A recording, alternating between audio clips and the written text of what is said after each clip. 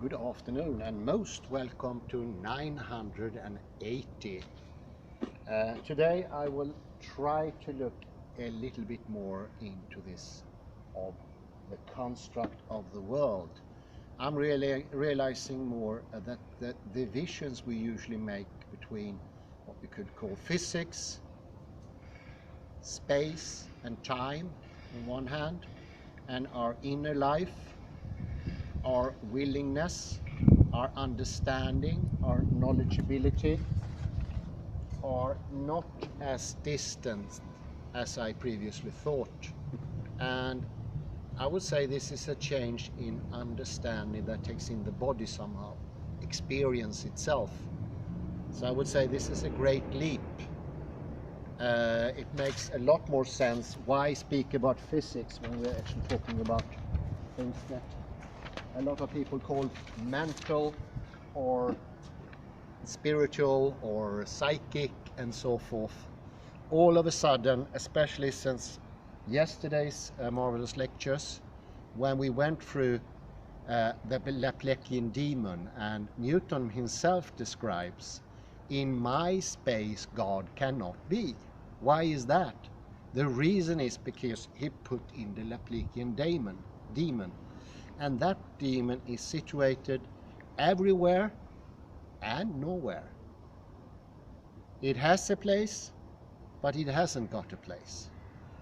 And since we are doing deconstruction, we usually do not react to those things. We think they're okay. Yes, they are okay if you are open about it. But that openness we don't find here. It is suggested internally that all of reality actually is consistent and coherent. And the real idea of reality is something that can be easily described with a theory of everything, for instance, Stephen Hawking's dream. So this fact that the Laplacian demon or whatever it is hiding and still do not exist is assumed, but no one will ever take his existence to be real, calculable. And another thing that I finally realized now, in the Newtonian space, our universe is not unique. Because this space that Newton creates or have is the space where our universe is situated. It sounds really odd, but that's how it's perceived. And that means there could be another universe next to ours, and we can be in sort of the same space. Is that okay? Well, in a way it's okay, but there is some problems here, and it's the idea of situatedness. How would God know how to create the world if there was a space beforehand and everything looked the same? How would God know where to put the world? And this was an objection actually from Bishop Berkeley and also from Leibniz. That is like the very idea of situatedness all of a sudden is somewhere else, without being very specific. And this is the moment where you get almost tricked. And that's the idea that there could be space outside our universe. We can never meet it. And of course, this is the space where Hugh Everett puts his many worlds. And it's also the space of Max Tegmark. And I never really liked this many world project. But until yesterday, it was a gut feeling more, I think, to be honest, from my point of view. My objections were the more, well, not completely emotional, but partly emotional ones, that what's the idea talking about a world you can never go to, you can't calculate it, you don't know anything about it, you don't have any properties of it. But now I realize a much simpler way of attacking the problem, and that is, this actually assumes that there is a space outside of our universe. And this is in itself weird in a way. space must come from this unique universe. We inhabit this universe. How can we say that space is outside our universe without knowing, especially? And in what way could that space help us to understand our universe? Because it's like putting pyramids outside. And I really like that when it comes to building. If you point to the building here, if I were an architect and I had to construct this building, I need a surrounding area where I block in the building and show where the walls are, where is the foundation, where is the roof and all that. And around it we have empty surface, and that is okay. But the important thing in this example is we are still in the universe. But in the example of Newton, we somehow almost too clever, like a fox that tricks itself. I think Newton tricked himself. He wasn't aware he created a problem here. He has a space outside of space, and that does, in a way, contradicts his goal, and that is to understand the universe. And by putting in something that we can't know anything about, he actually obscures understanding. He blocks understanding. I think I was helped in this understanding talking about polarities, because these things also block understanding preemptively, before the fact. Before anything happened, we say there's a space outside of space. So we already divided the space our universe has and the extra space.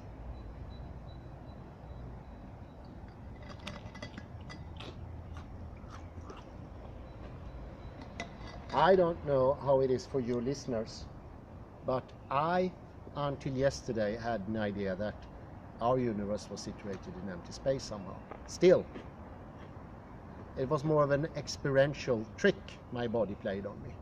It made sense somehow. Now, I don't see the cause of that extra space, because it could not help to understand our universe to put in something that doesn't belong in it, and apart something we don't know anything about. Leibniz's gut feeling was correct. We have to start with the real things we can actually experience, at least potentially. And that could be in the future, it could be 1,000,000 years from now, but this empty space is always blocked out. It doesn't matter if we have 1,000,000,000 gazillion years, we can never ever enter into that space. And that's a problem, I'd say. It's a bit like the tale of the giant, the one-eyed Cyclops, and Odysseus tricked him into saying no one was here. Do you remember that one? This is a similar trick. Sorry. Yeah. It's a similar trick here. We have to remember the giant himself fell for that trick. And weren't it for yesterday's struggle with his text, I think this would have evaded me as well. Because in the end, when I put this not knowing into my own heart, my own soul, I actually put a little bit of ignorance into myself. And that takes away energy, takes away direction. And it could be, I'm just speculating, this futility that people are seeing, could it be maybe not a lack of hope, but this thing instead, this extra thing? What could be more futile than space that we can never see, and that our universe is situated in that space? Somehow, my hunch is, I think that's connected. And that needs to be deconstructed, I'd say. I won't do it today. I think that would take some time. But it can be deconstructed in a very simple way. Because it's almost like you can use childlike proof. In a way, it's like the emperor's new clothes. How can you believe that there's extra space somewhere? If you really think of it, it's impossible.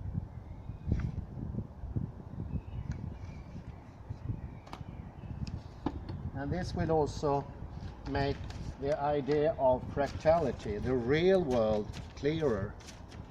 I love these photos. This is coming from the Mandelbrot set. This is the true nature of space. This is how it really looks like. And it's not as empty as we usually perceive. And it's also full of knowledge.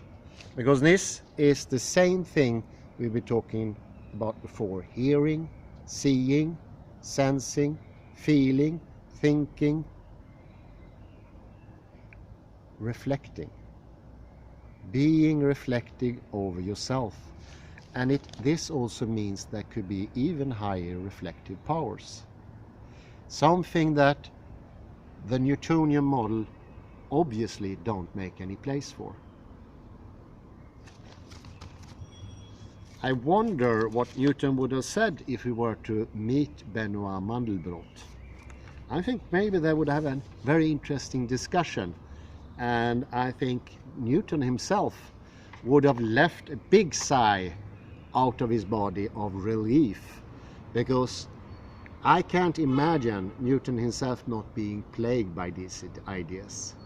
The very fact that he avoided answering the riddle of time shows that Newton himself had problems. Unanswerable problems. His is very interesting. These are things coming from an electroencephalogram. And this shows the fractal makeup of our consciousness. And in these days, we are usually stuck in what we call normal consciousness, normal experience. And this normal experience is less complex, less directed. I wouldn't compare it to the normal heartbeat, I would compare it more to the diseased heartbeat. It cannot contain a lot of information. It's a wave that cannot carry a lot. It is very small in its length and its depth. Look at these other waves. This is a heightened experience. And this is actually the experience of most people in primitive cultures. They perceive more of reality. They are also able to think more decisively, clearer, more in one direction, collateral, as I usually call that. This third line here, it's a really heightened state. And this is the state they actually found among monks doing meditation or liturgy. When their minds, after maybe years of training, have become so complex, so advanced, so their wave can carry a lot more than we normally are able to. You can compare this normal experience to the diminished experience of seeing anything like polarities only. The black and white picture that any hoodlum or berserk can do. Anyone can shout, that is bad and that is good. That's the easy task. It's nothing advanced.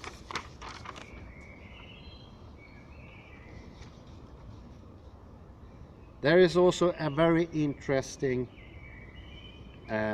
correlation between body temperature and this higher state of being. We all suffer from a rather low body temperature these days.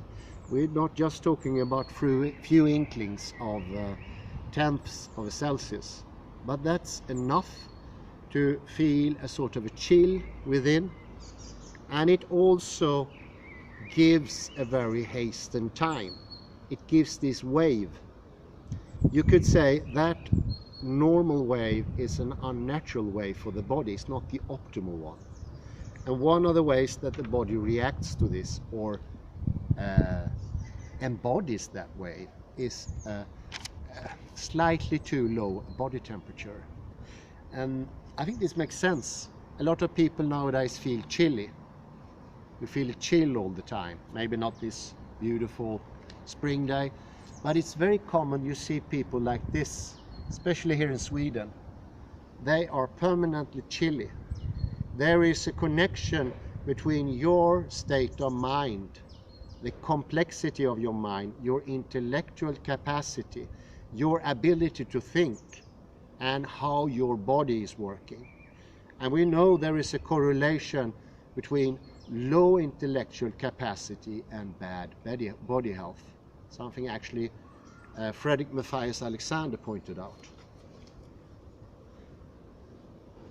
There is a clear correlation between an oversimplified state of being and feeling not to tops. We are not complex enough. And as you hear, these are, so to speak, faults in our experience. I can only call this extra space, this Laplacian demon, as a sort of fault. It's an error. But it's an error that is very close to our experience, which makes it very hard to debate in one way.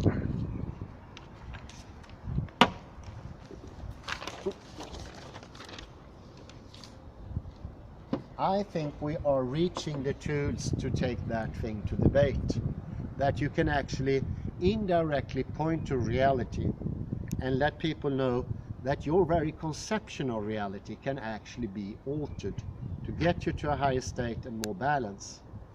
I can give you an example directly. I said it like 100 times, but if I take in space, this real space, not a three-dimensional Newtonian space, but real endogenously experienced space, and if I project that exactly the way we project hearing, there is no difference. How we project hearing and seeing is that we think in advance what is supposed to come. We have a clear image of what is coming out of the lips of someone on the radio, and the more complex that thinking is, that projected thinking. You see here we have all scales of complexity, but if you have this complexity, you will be able to hear much more. But if you listen passively or see passively without a pre-constructed horizon, you will also get less of a complication, and that fits hand in hand with a lower level of consciousness, the lack of direction and the lack of bodily health. See here, fractality has borders, it has limits, but it has also unity, because we organisms are one single direction also. Think about the vortex. It points only in one direction, usually clockwise, but there are vortexes that are anti-clockwise as well.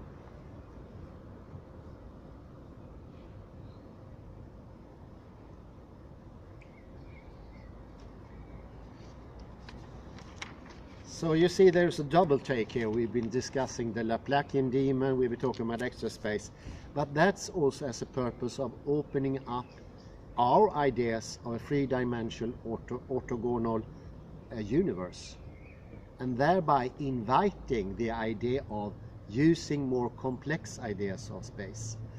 A space where we are participating, we are not standing outside. And I would say that is the very difference between fractal space and this made-up space. And the only way of being in the fractal space is participating. And the more you participate, the more you get. And this is also the reason why Susie Froebel, in her excellent book, mentions the sensory organs. That were, for me in the beginning, that was a bit of a mystery. But I realize when she speaks about projection, retention, protension, she means those are also active processes. She means that analyzing, being intellectual, is an active process, whereas the ancient Greek thought it to be a completely passive process. A process of copying, of sameness, of identity only, in the simplest way. You say something, you teach me something, I repeat it in the same way. What I do is passive. Even what you did could be passive if you have a Platonic cave. So it's like little by little we are leaving the passivity. So it's not so much about rejecting the old model. It's expanding it, making it more encompassing. And I would say also more hospitable. This is a place that is our true home. This is where we deserve to be. This is the paradise lost.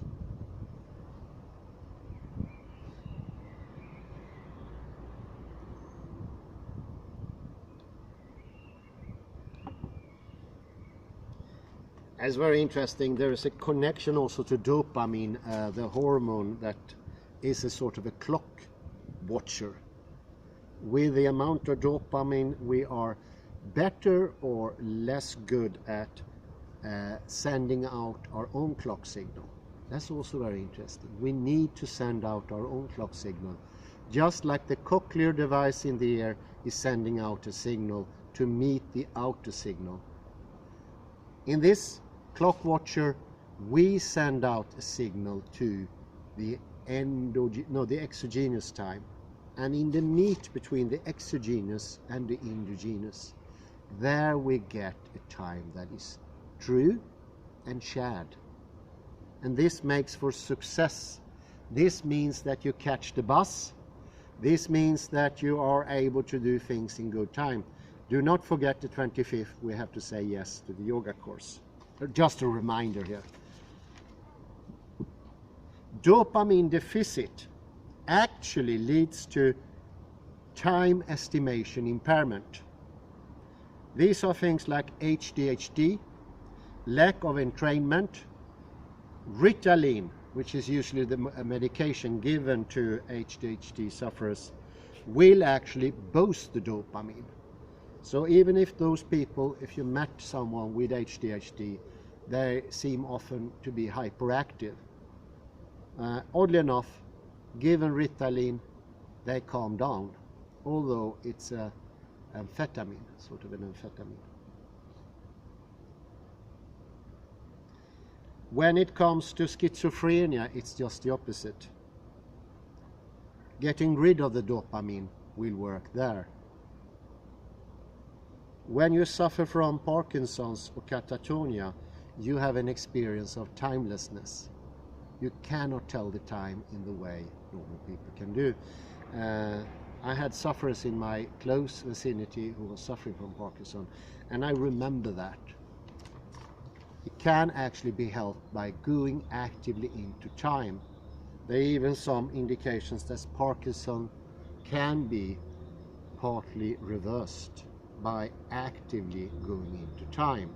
So you see here, even though we're speaking of all different senses, 5 of them, and different sort of mental moods like pretension and retention, intellectualizing and having a direction, they are all different, but they share a sameness. They all have the same fractality. And it makes a lot more sense now when you think of childhood, when we learn about depth by our touch.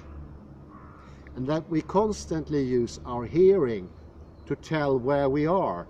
And if I take away the behind, I still know I have a behind, but somehow it's a discrepancy between my hearing, because I hear the area behind me. I can hear that by my echo of either my cochlear or my own voice, or the noise my body makes when I move.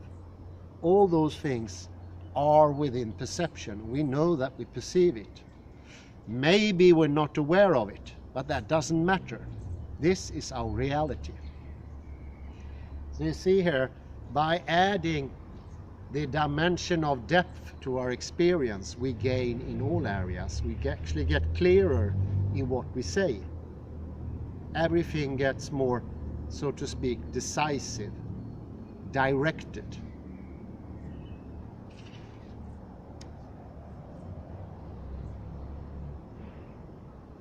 And compare that to the Newtonian model. There is nothing pointing to anything there. Everything is reversible in Newtonian physics. Whereas in fractality, nothing is reversible. Nothing. Not space, not time, not knowledge, not complexity. Everything has a direction. So if you have to say something extremely simplified about the Newtonian space, is that it lacks direction. It's not teleological. Then you can do like some people, you want to add a direction. But it's already there. Why add it? It's a perceived loss of direction. The direction never disappeared. You just need to refine it. And you will notice that the direction is as strong as ever. And we can use that direction to go into fractality and open up things. And this does not mean that we in the process lose ourselves.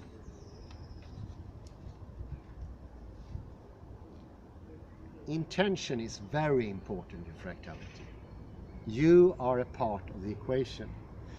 And it's been shown that the more you intend something, the more time you get out. It's perceived from the outside people who train in intention that what they do is more. And this goes against common sense, but it is possible within fractality, and the universe is fractal. It's also the case that intention makes time go slower for the ones that are intending. Therefore, they have more time to make decisions, to reflect, and to ponder about things. We also know that people that get this extra intention and that extended time, afterwards they feel much more satisfied. They get the satisfaction of being present. They feel that they are directed. They actually get healthier. It's shown that blood pressure goes down to a more normal measure if it's too high, too low. It also shows that those bodily fats, cholesterol in the blood, also goes down. So there are a lot of beneficial factors. It is actually very important to think correctly or good of your bodily health as well. So we might even repeat this: a healthy body in a healthy mind.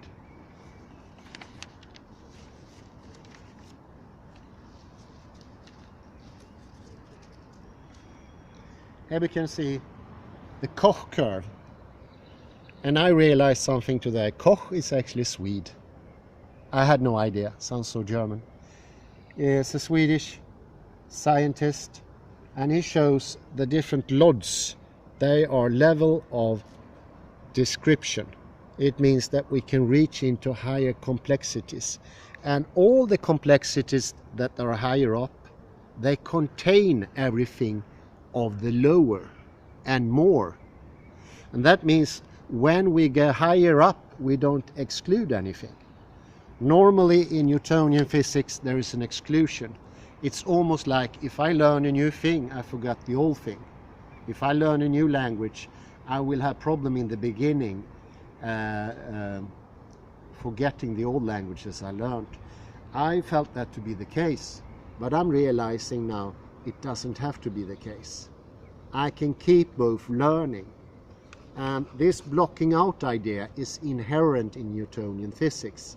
It is like a very tight banker who says that expenditure always needs to be the same as resources.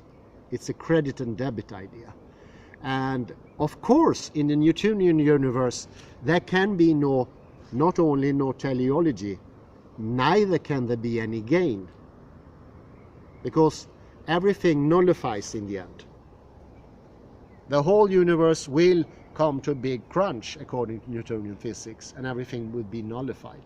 Positive to negative, left to right, up to down, and so forth will go down to a single point. This is not true of fractality. It's just the opposite. Fractals are constantly growing. They are the most wondrous things. And Koch is famous for this saying that the curvatures actually are divine. This is the closest of making a mathematical curve of something higher than human beings. Because imagine if you get even more higher. And that complexity is already there. We know that. We know the lods are internally coming more and more. Because they always gather more than they had from the beginning. They are unending.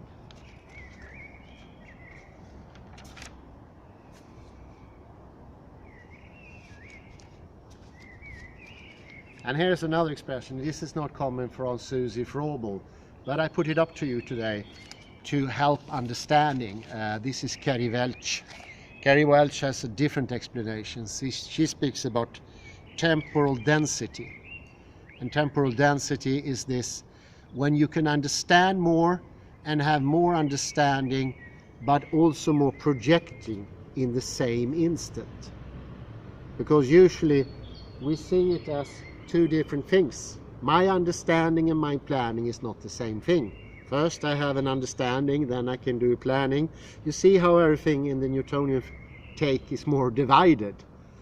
And it's like we have in different drawers, and I need to take those things out. I had an experience, open the experience box. I will do futuring, I will plan. I open another drawer, and I need to arrange those things. You see, this is absolutely unnecessary in fractality, because the knowing go each in each other. For instance, as Kalle mentioned, hearing is the signing of the document. When you hear it, your hearing out signal is like a signature. Is it? Yes, it is. Because everyone has their unique way of sending out signals. Those signals are not the same. Difference is actually necessity. The thing is, were somebody else to have exactly the same signal as I would, that would be a problem. Difference is what we perceive, not sameness. And difference is an absolute prerequisite for sameness, not the other way around. This is, I would say, my chances, this is one of the reasons for the renaming procedure. You rename and you think it's new in some way, but it's still the same. It sort of enforces the idea of complete sameness in the universe, and that there can be no leverage, if you understand that word. We cannot get up. We are stuck in one level and we can just lose out.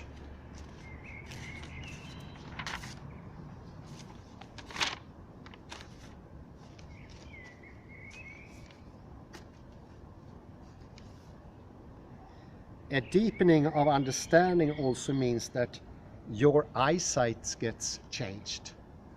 They check people who've been training intention and similar things and trying to expand the moment. And what happens?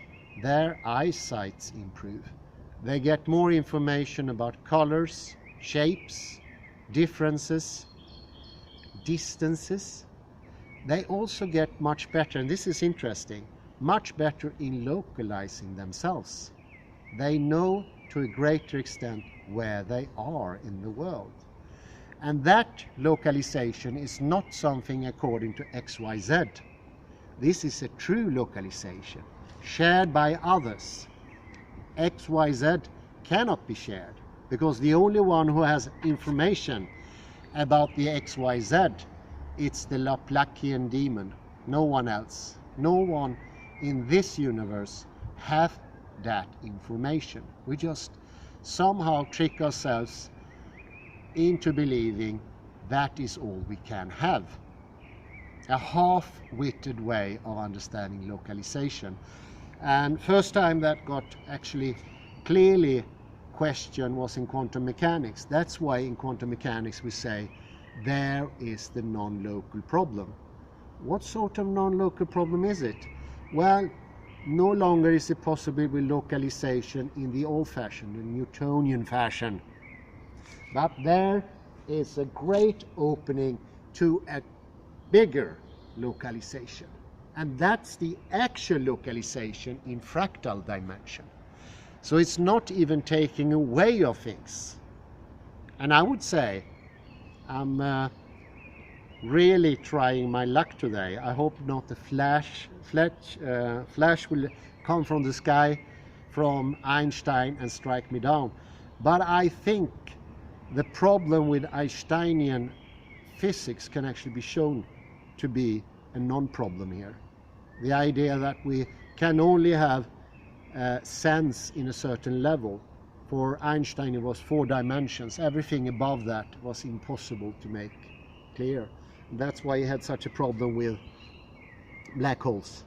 Black holes sort of makes a rupture in the fissure of the texture, makes a fissure in the texture of Einsteinian, in the Einsteinian weave, the space-time.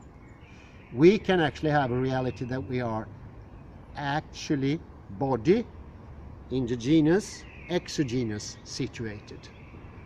And all of a sudden we are back to being humans. And all of a sudden it's not bad to be a human being. It's not bad to be an individual. Rather, it's a very, very effective way of getting into the world. This saves subjectivity. No longer do we need to feel guilty of being subjective points. No longer do we have to feel that the only way of saving humanity is almost like obliterating humanity. No, fractality's message is the good thing in reality is actually humanity itself. And goodness lies in this connection, this meeting of 2 horizons between the endogenous and the exogenous. There is the point of marvel. This is where all the good thing happens. This is where creation becomes truly magical. And anything can happen, because it's not predeterminedly arranged by this XYZ system of the Newtonian physics. It is actually opened. And this openness in physics does not mean it's not working. This is how it works. The very openness of our universe is the direction. And this direction we can all tap into. We can gain more direction by sort of tapping in the direction of the universe. Be more present and you will receive more and you will understand more. This is called multi-layered understanding. Normal Western human beings can only understand 1 layer at a time. When that layer is finished in time, they have to have another layer. Therefore, is no continuance in consciousness. But it's also this thing that we think about that thing, we think about that thing. We don't have this line through time. There is no directedness. You see how it comes from 2 ways at the same time. There is no telos, but at the same time there is no clear directed lines toward the telos. And these 2 things are actually working at the very same time. And you could call it exogenous and endogenous. And let those things be what they are, because the more you become yourself, the more you will also receive of the exogenous. It's gain in both ends. Nothing gets lost. Actually, things you already have will become much, much stronger. They will be emphasized 1,000,000 times. The fractality gives that to you. I say thank you very much and have a very pleasant afternoon.